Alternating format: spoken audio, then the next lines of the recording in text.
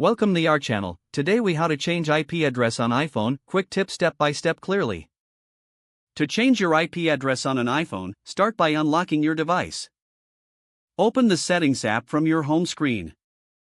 Scroll down and tap on Wi-Fi. Make sure you are connected to a Wi-Fi network. Tap the information icon, which looks like a small eye inside a circle, next to the network you're connected to.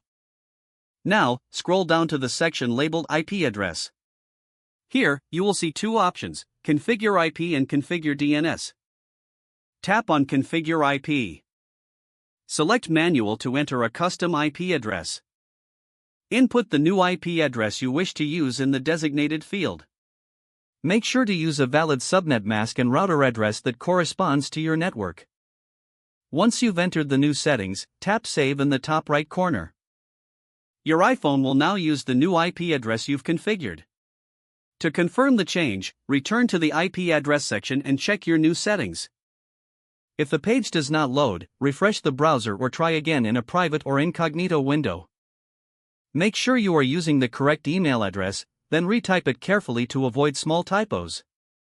If your password is not accepted, use the reset option and create a new strong password you can remember. Check your spam folder for verification or security emails, then complete any requested confirmation steps. Enable two-factor authentication if available to improve account security and reduce unauthorized access risk. After signing in, review your profile details so your contact information and settings are accurate and current. If you see an error message, note it down and try again after restarting your device and internet connection. Log out when you finish, especially on shared devices, to keep your account and payment information secure. If the page does not load, refresh the browser or try again in a private or incognito window. Make sure you are using the correct email address, then retype it carefully to avoid small typos. If your password is not accepted, use the reset option and create a new strong password you can remember.